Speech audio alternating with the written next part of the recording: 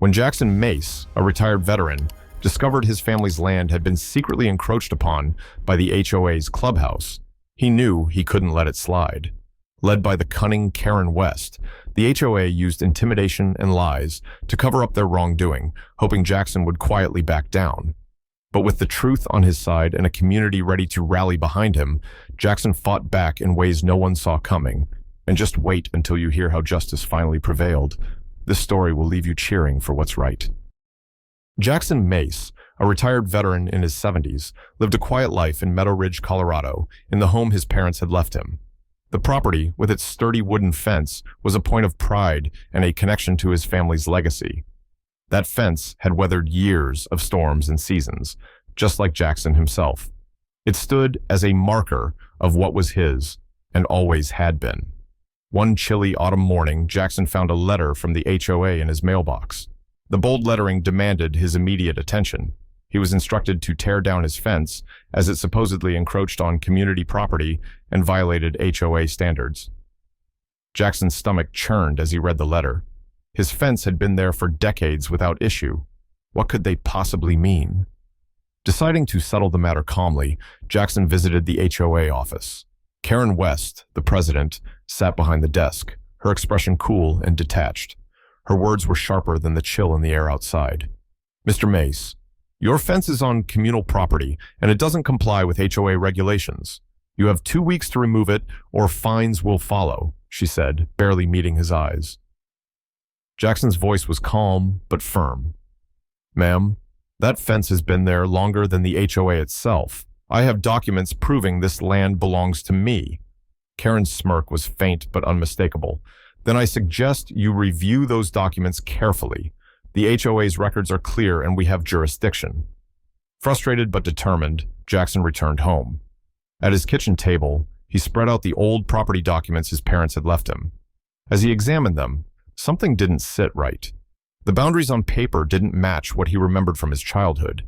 If the HOA's claim was accurate, part of what he thought was his property no longer belonged to him. Sitting there, Jackson clenched his fists. This wasn't just about a fence.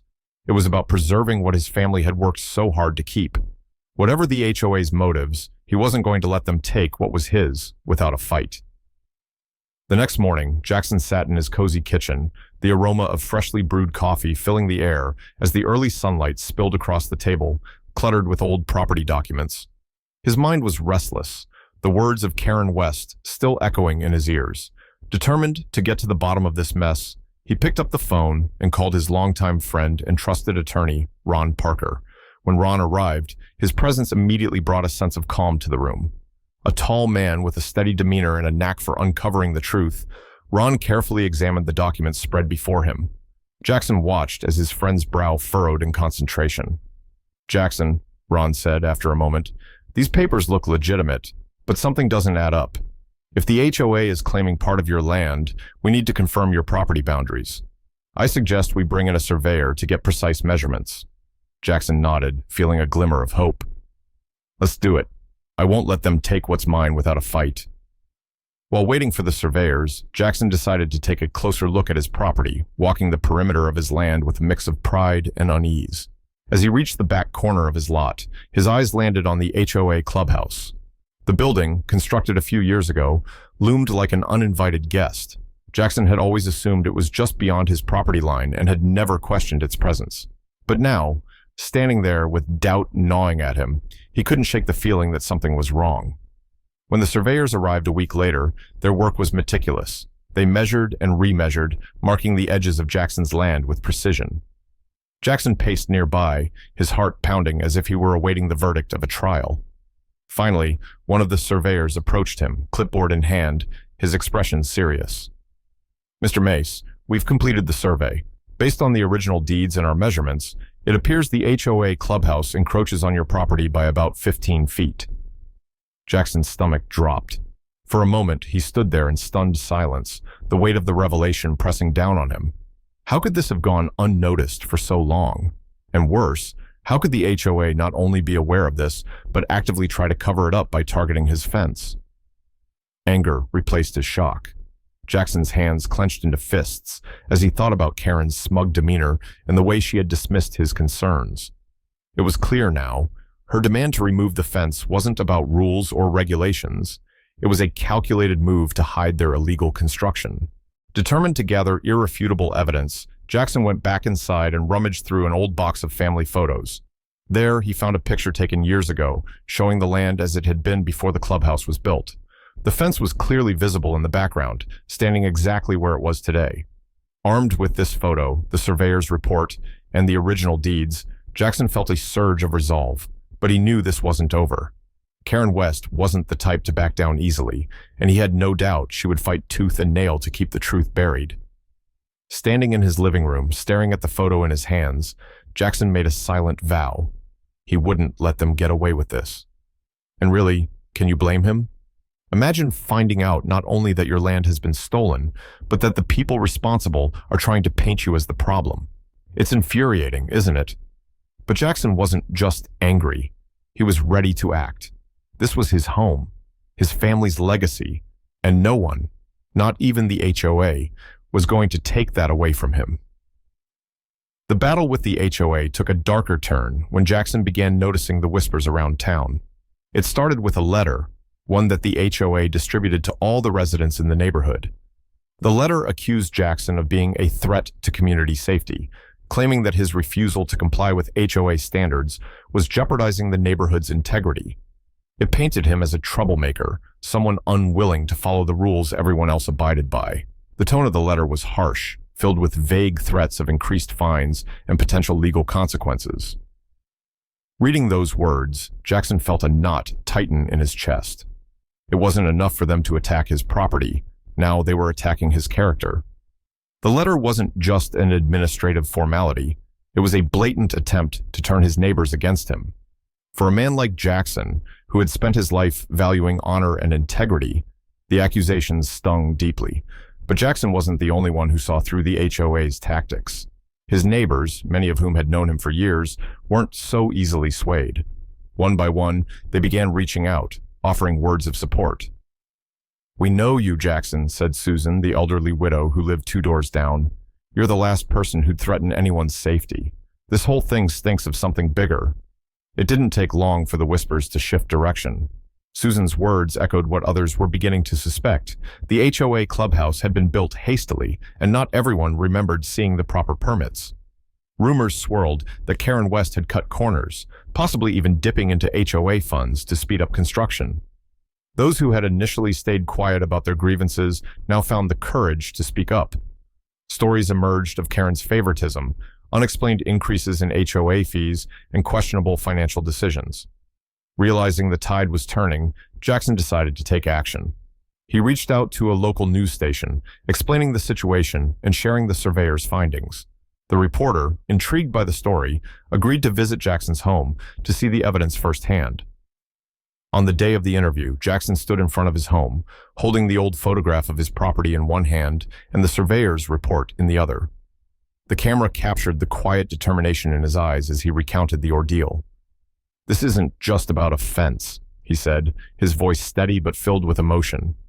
"This is about doing what's right, about standing up for what belongs to you and refusing to be bullied by those who think they're above the rules." The news segment aired later that week, and the impact was immediate. Calls flooded into the station from viewers who had faced similar issues with their own HOAs. Jackson's story resonated with people who understood what it felt like to have their rights challenged by those in power. The local community rallied behind him, and the HOA found itself under intense scrutiny. Meanwhile, Karen West began to feel the heat. Reporters reached out to her for comments, but she refused to respond. The pressure mounted as more residents voiced their concerns, not just about the clubhouse, but about the HOA's overall management. The seeds of doubt had been planted, and Karen's carefully constructed facade was starting to crack. Despite the mounting tension, Jackson felt a renewed sense of hope.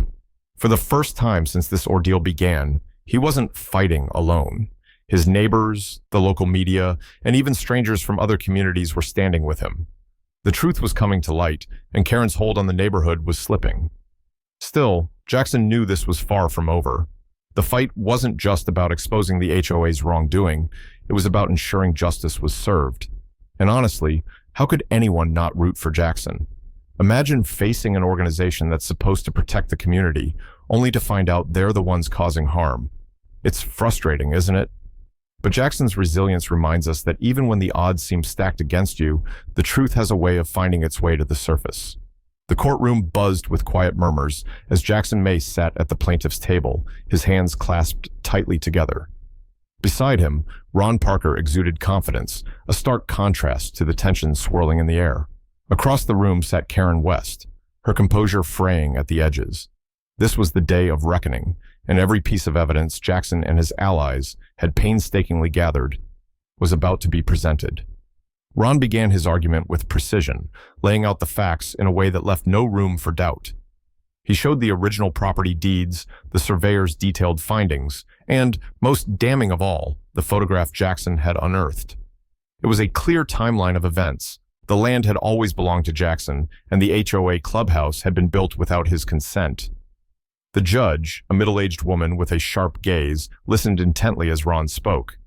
"Your Honor," he said, holding up the surveyor's report, "this document clearly shows the HOA encroached on my client's property by 15 feet. And this photograph, taken years before the clubhouse was constructed, proves that Mr. Mace's fence has always been in the same location." Karen's attorney attempted to deflect, claiming the HOA had acted in good faith, but the evidence was overwhelming. When pressed by the judge, Karen herself took the stand, her usual confidence replaced with unease. Under oath, she admitted that she had known about the property dispute. Her voice trembled as she confessed, "I thought Mr. Mace wouldn't notice, or wouldn't fight back." The courtroom fell silent, her words hanging in the air like a storm cloud. Jackson's heart clenched, but it was a moment of validation, a confirmation that his battle had been justified. The judge's ruling was swift and decisive.